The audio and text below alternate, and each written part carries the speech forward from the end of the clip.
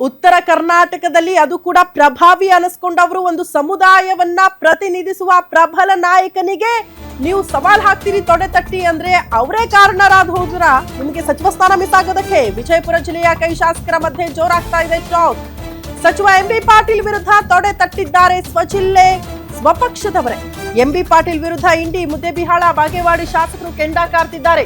ಅಪ್ಪಾಜಿ ನಾಡಗೌಡ, ಯಶವಂತರಾಯ ಪಾಟೀಲ್, ಶಿವಾನಂದ ಪಾಟೀಲ್ ಕಿಡಿ ಕಾರ್ತಿದ್ದಾರೆ. ಎಂಬಿ ಪಾಟೀಲ್ ರಿಂದಲೇ ಮೂವರಿಗೆ ತಪ್ಪಿತ ಸಚಿವ ಸ್ಥಾನ ಅಂತ, ಎಂಬಿ ಪಾಟೀಲ್ ಅವರಿಂದಲೇ ಸಚಿವ ಸ್ಥಾನ ತಪ್ಪಿದೆ ಅಂತ ಶಾಸಕರು ಗಂಭೀರ ಆರೋಪ ಮಾಡ್ತಿದ್ದಾರೆ. ಈಗಾಗಲೇ ಎಂಬಿ ಪಾಟೀಲ್ ಮೇಲೆ ಆರೋಪಿಸಿ ಯಶವಂತರಾಯ ಪಾಟೀಲ್ ರಾಜೀನಾಮೆ ಕೊಟ್ಬಿಟ್ಟಿದ್ದಾರೆ. ಅಪ್ಪಾಜಿ ನಾಡಗೌಡರಿಂದಲೂ ಕೂಡ ಎಂಬಿ ಪಾಟೀಲ್ ವಿರುದ್ಧ ಅಸಮಾಧಾನ ಅಂತೆ ಆರೋಪ ಮಾಡಿದ ಶಾಸಕರಿಗೆ ಸ್ಮೂತ್ ಆಗಿಯೇ ಟಾಂಗ್ ಕೊಟ್ಟಿದ್ದಾರೆ ಎಂಬಿ ಪಾಟೀಲ್. ಅವರದ್ದು ಏನೇ ಇದ್ರೂ ಕೂಡ ಹೈಕಮಾಂಡ್ ಮುಂದೆ ತೋರಿಸ್ಲಿ, ನನ್ನ ಮುಂದೆ ಅಲ್ಲ. ಸವಾಲು ಹಾಕಿ ಶಕ್ತಿ ತೋರಿಸೋರ್ಗೆ ಒಳ್ಳೇದಾಗ್ಲಿ ಅಂತ ಎಂಬಿ ಪಾಟೀಲ್ ನೇರವಾಗಿ ಟಾಂಗ್ ಕೊಟ್ಟಿದ್ದಾರೆ. ವಿಜಯಪುರ ಜಿಲ್ಲೆಯ ಕೈ ಶಾಸಕರ ಮಧ್ಯೆಯ ಕಾದಾಟ ಇದು. ಇವರೆಲ್ಲರೂ ಕೂಡ ಒಂದೇ ಸಮುದಾಯಕ್ಕೆ ಸಂಬಂಧಪಟ್ಟವರು. ಬಹಳ ಆಶ್ಚರ್ಯ ಅಂತ ಅನ್ಸಿದ್ರು ಕೂಡ ಅದು ಸತ್ಯ. ಯಾಕಂದ್ರೆ ಶಿವಾನಂದ ಪಾಟೀಲ್ ಅವರು ಸಿದ್ದರಾಮಯ್ಯನವರ ಸಂಪುಟದಲ್ಲಿ ಸಚಿವರಾಗಿ ಕೆಲಸ ಮಾಡಿದ್ರು. ಬಟ್ ಈ ಬಾರಿ ಅವರಿಗೆ ಸಚಿವ ಸ್ಥಾನ ಮಿಸ್ ಆಗುವುದಕ್ಕೆ ಎಂಬಿ ಪಾಟೀಲ್ ಅವರೇ ಕಾರಣ ಅನ್ನೋದನ್ನ ಅವರು ಕೂಡ ಅಸಮಾಧಾನ ವ್ಯಕ್ತಪಡಿಸಿದ್ದಾರೆ. ಯಶವಂತರಾಯ್ ಪಾಟೀಲ್ ಅವರು ಕೂಡ ಆಲ್ರೆಡಿ ರಾಜೀನಾಮೆ ಕೊಟ್ಬಿಟ್ಟಿದ್ದಾರೆ. ಅವರು ಸಚಿವ ಸ್ಥಾನ ಸಿಕ್ಕಿಲ್ಲ ಅನ್ನೋ ಕಾರಣಕ್ಕೆ. ಬಟ್ ಕರೆದು ಕನ್ವಿನ್ಸ್ ಮಾಡ್ತಾರೆ. ಇನ್ನೇನು ಅದು ಅಂಗೀಕಾರ ಏನಾಗಿಲ್ಲ ಅವರು ರಾಜೀನಾಮೆ ಕೊಟ್ಟ ಬಳಿಕ. ಆದ್ರೆ ಅವರ ಅಸಮಾಧಾನ ಇರೋದು ಪಕ್ಷದ ವಿರುದ್ಧ ಅಲ್ಲ, ಹೈಕಮಾಂಡ್ ವಿರುದ್ಧ ಅಲ್ಲ, ಮುಖ್ಯಮಂತ್ರಿಗಳು ನಮ್ಮನ್ನ ಪರಿಗಣಿಸ್ಲಿಲ್ವಲ್ಲ ಅಂತ ಅಲ್ಲ. ನಮಗೆ ಸಚಿವ ಸ್ಥಾನ ಮಿಸ್ ಆಗುವುದಕ್ಕೆ ಕಾರಣ ಆಗಿದ್ದೇ ಸಚಿವರು ಎಂಬಿ ಪಾಟೀಲ್ ಅವರ ಷಡ್ಯಂತ್ರ ಇದೆ ಇಲ್ಲಿ ಅನ್ನುವಂತಹ ವಿಚಾರಗಳನ್ನ ಪ್ರಸ್ತಾಪ ಮಾಡ್ತಾ ರಾಜಕೀಯ ಅಖಾಡದಲ್ಲಿ ನಮ್ಮ ಶಕ್ತಿ ತೋರಿಸ್ತೀವಿ ಮುಂಬರುವ ಚುನಾವಣೆಯಲ್ಲಿ ಅಂತ ಸವಾಲ್ ಹಾಕ್ತಿದ್ದಾರೆ.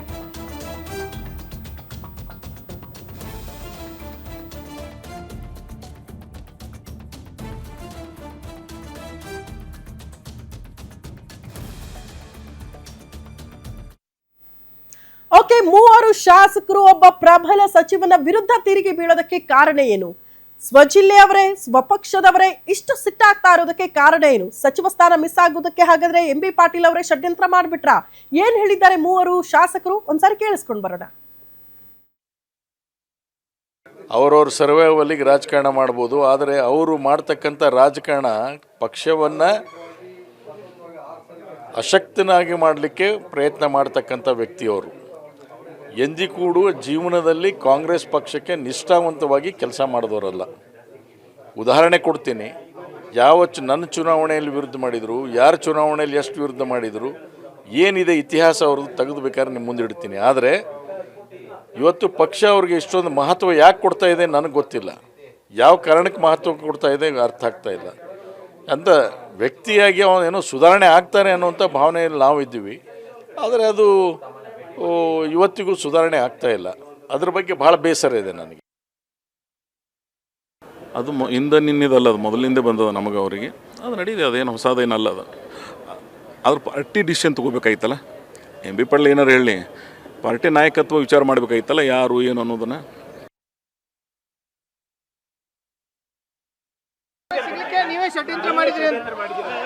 ನೋಡಿ, ನಾನು ಇದ್ರ ಬಗ್ಗೆ ನಾನು ಪ್ರತಿಕ್ರಿಯೆ ಕೊಡೋಕ್ಕಾಗೋದಿಲ್ಲ. ಅವ್ರದ್ದೇನೇ ಇದ್ರು ಮುಖ್ಯಮಂತ್ರಿಗಳಿಗೆ, ಹೈಕಮಾಂಡ್ಗೆ ಹೋಗಿ ಚರ್ಚೆ ಮಾಡಲಿ. ಒಳ್ಳೇದಾಗಲಿ. ನೋಡಿ, ನಾನು ಇದ್ರ ಬಗ್ಗೆ ನಾನು ಪ್ರತಿಕ್ರಿಯೆ ಕೊಡೋಕ್ಕಾಗೋದಿಲ್ಲ. ಅವ್ರದ್ದೇನೇ ಇದ್ರು ಮುಖ್ಯಮಂತ್ರಿಗಳಿಗೆ, ಹೈಕಮಾಂಡ್ಗೆ ಹೋಗಿ ಚರ್ಚೆ ಮಾಡಲಿ. ಇದು ಆಗ್ತಾ ಇರೋದು ರಾಜ್ಯ ಕಾಂಗ್ರೆಸ್ ಪಾಳ್ಯದಲ್ಲಿ, ಅದು ಕೂಡ ವಿಜಯಪುರ ಜಿಲ್ಲೆಯಲ್ಲಿ. ಇದನ್ನ ಹೈಕಮಾಂಡು ಅಥವಾ ಮುಖ್ಯಮಂತ್ರಿ ಡಿ ಕೆ ಶಿವಕುಮಾರ್ ಅವರು ಮಧ್ಯಪ್ರವೇಶ ಮಾಡೋ ಮೂಲಕ ಎಲ್ಲವನ್ನ ತಿಳಿಗೊಳಿಸಬೇಕು, ಇಲ್ಲಾಂದ್ರೆ ಬಹಳ ಕಷ್ಟ ಆಗುತ್ತೆ ಮುಂಬರುವ ಚುನಾವಣೆಯಲ್ಲಿ ಅಂತ. ಈ ಬಗ್ಗೆ ಮತ್ತಷ್ಟು ಡೀಟೇಲ್ಸ್ ಅನ್ನ ಪಡ್ಕೊಳ್ಳೋಣ. ಸ್ಪೆಷಲ್ ಕರೆಸ್ಪಾಂಡೆಂಟ್ ವೀರೇಶ್ ತಾನಿ ನೇರ ಸಂಪರ್ಕದಲ್ಲಿ ಜಾಯಿನ್ ಆಗ್ತಿದ್ದಾರೆ. ವೀರೇಶ್, ಏನಾಗ್ತಾ ಇದೆ ರಾಜ್ಯ ಕಾಂಗ್ರೆಸ್ ಪಾಳ್ಯದಲ್ಲಿ ಅಂತ? ಈಗ ಸಚಿವ ಸ್ಥಾನ ಮಿಸ್ ಆಗಿರೋದ್ರಿಂದ ಅಸಮಾಧಾನ ಓಕೆ, ಆದ್ರೆ ಸ್ವಜಿಲ್ಲೆಯವರೇ ಪ್ರಭಾವಿ ಸಚಿವರು, ತಮ್ಮದೇ ಸಮುದಾಯಕ್ಕೆ ಸಂಬಂಧಪಟ್ಟವರು, ಅವರೇ ಕಾರಣ ಸಚಿವ ಸ್ಥಾನ ಮಿಸ್ ಆಗೋದಕ್ಕೆ, ತಾಕತ್ತು ತೋರಿಸ್ತೀವಿ ಅಂತ ಸ್ವಪಕ್ಷದವರಿಗೆ ತೊಡೆ ತಟ್ಟಿ ಸವಾಲು ಹಾಕೋ ಮಟ್ಟಿಗೆ ಕೋಪ ಇದೆಯಾ ಶಾಸಕರಿಗೆ ಅನ್ನೋದು ಪ್ರಶ್ನೆ. ಹಿಂಗೆ ಮುಂದುವರೆದ್ರೆ ಡ್ಯಾಮೇಜ್ ಆಗಬಹುದಲ್ವಾ ಉತ್ತರ ಕರ್ನಾಟಕ ಭಾಗದಲ್ಲಿ? ಏನ್ ಮಾಡಬಹುದು ಪಕ್ಷ ಅಂತ? ಖಂಡಿತವಾಗಿಯೂ ಶ್ರುತಿ, ನೂತನ ಸಚಿವ ಸಂಪುಟ ವಿಸ್ತರಣೆ ಆಗ್ತಿದ್ದಂತೆ ಅದರಲ್ಲೂ ವಿಶೇಷವಾಗಿ ಹಿರಿಯ ಶಾಸಕರುಗಳ ಮಧ್ಯೆ ಇದೀಗ ಬಂಡಾಯ ಮತ್ತು ಆಕ್ರೋಶ ಮತ್ತು ಅಸಮಾಧಾನ ಭುಗಿಲೆದ್ದಿರುವಂಥದ್ದು. ವಿಶೇಷವಾಗಿ ವಿಜಯಪುರ ಜಿಲ್ಲೆಯಲ್ಲಿ ಸಚಿವ ಸ್ಥಾನದ ಆಕಾಂಕ್ಷಿಗಳಾಗಿದ್ದಂಥ ಅಪ್ಪಾಜಿಗೌಡ ನಾಡಗೌಡ ಆಗಿರ್ಬೋದು ಮತ್ತು ಯಶವಂತರಾಯ ಪಾಟೀಲ್ ಆಗಿರ್ಬೋದು, ಇವರಿಬ್ಬರಿಗೂ ಸಹ ಸಚಿವ ಸ್ಥಾನ ಈ ಬಾರಿ ಸಿಕ್ಕೇ ಸಿಗುತ್ತೆ ಅನ್ನೋ ಒಂದು ಭರವಸೆ ಇತ್ತು. ಹೈಕಮಾಂಡ್ ನಾಯಕರುಗಳು ಸಹ ಈ ಹಿಂದಿನಿಂದಲೂ ಸಹ ಅವರಿಗೆ ಒಂದು ಆಶ್ವಾಸನೆಯನ್ನು ಕೊಟ್ಕೊಂಡೇ ಬರ್ತಾ ಇದ್ರು. ಆದರೆ ನಿನ್ನೆ ಅವರ ಇಬ್ಬರ ಹೆಸರುಗಳು ಸಹ ಪಟ್ಟಿಯಲ್ಲಿ ಇಲ್ಲದೆ ಇರೋ ಹಿನ್ನೆಲೆಗೆ ಅದಕ್ಕೆ ಕಾರಣ ಮಾತ್ರ ಹಿರಿಯ ಸಚಿವರಾಗಿರ್ತಕ್ಕಂಥ ಎಂ ಬಿ ಪಾಟೀಲ್ ಅಂತ ಹೇಳಿ ಬಹಿರಂಗವಾಗಿ ಇಬ್ಬರು ಶಾಸಕರುಗಳು ಅಸಮಾಧಾನವನ್ನು ಹಾಕ್ತಾ ಇರುವಂಥದ್ದು. ಎಂ ಬಿ ಪಾಟೀಲ್ ರವರು ನಮಗೆ ಸಚಿವ ಸ್ಥಾನವನ್ನು ತಪ್ಪಿಸಲಿಕ್ಕೆ ಹೈಕಮಾಂಡ್ ಮಟ್ಟದಲ್ಲಿ ಷಡ್ಯಂತ್ರವನ್ನು ಮಾಡಿದ್ದಾರೆ, ಲಾಬಿಯನ್ನು ಮಾಡಿದ್ದಾರೆ ಅಂತೇಳಿ ಬಹಿರಂಗವಾಗಿ ಇದೀಗ ಆರೋಪವನ್ನು ಮಾಡ್ತಾ ಇರುವಂಥದ್ದು.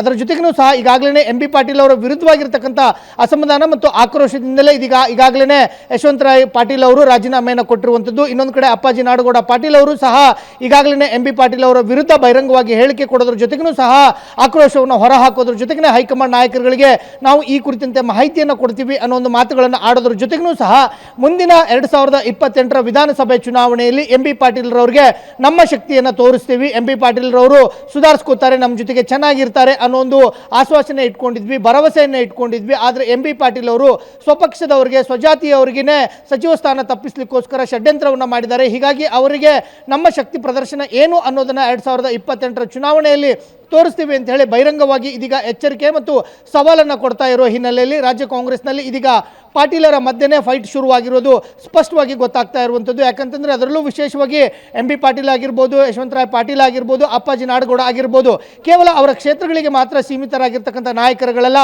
ಇಡೀ ಸಮುದಾಯದಲ್ಲಿ ಅವರದೇ ಆದಂಥ ಪ್ರಾಬಲ್ಯ ಇರುವಂಥದ್ದು ಮತ್ತು ವಿಜಯಪುರ ಸೇರಿದಂತೆ ಸುತ್ತಮುತ್ತಲು ಜಿಲ್ಲೆಗಳಲ್ಲಿ ಅವರದೇ ಆದಂಥ ಒಂದು ಪ್ರಭಾವ ಇರೋ ಹಿನ್ನೆಲೆಯಲ್ಲಿ ಇದು ರಾಜ್ಯ ಕಾಂಗ್ರೆಸ್ನಿಗೆ ಒಂದು ಕಡೆ ಡ್ಯಾಮೇಜ್ ಮಾಡೋದರಲ್ಲಿ ಎರಡು ಮಾತಿಲ್ಲ ಅಂತ ಹೇಳ್ಬೋದು. ಹೀಗಾಗಿ ಪಾಟೀಲರ ಮಧ್ಯೆ ಶುರುವಾಗಿರ್ತಕ್ಕಂಥ ಈ ಫೈಟನ್ನು ರಾಜ್ಯ ಕಾಂಗ್ರೆಸ್ ನಾಯಕರುಗಳಾಗಿರ್ಬೋದು, ಹೈಕಮಾಂಡ್ ನಾಯಕರುಗಳು ಯಾವ ರೀತಿಯಾಗಿ ಶಮನವನ್ನು ಮಾಡ್ತಾರೆ ಅನ್ನೋದೇ ಇದೀಗ ಸಾಕಷ್ಟು ಕುತೂಹಲಕ್ಕೆ ಕಾರಣವಾಗ್ತಾ ಇರುವಂಥದ್ದು. ಶ್ರುತಿ.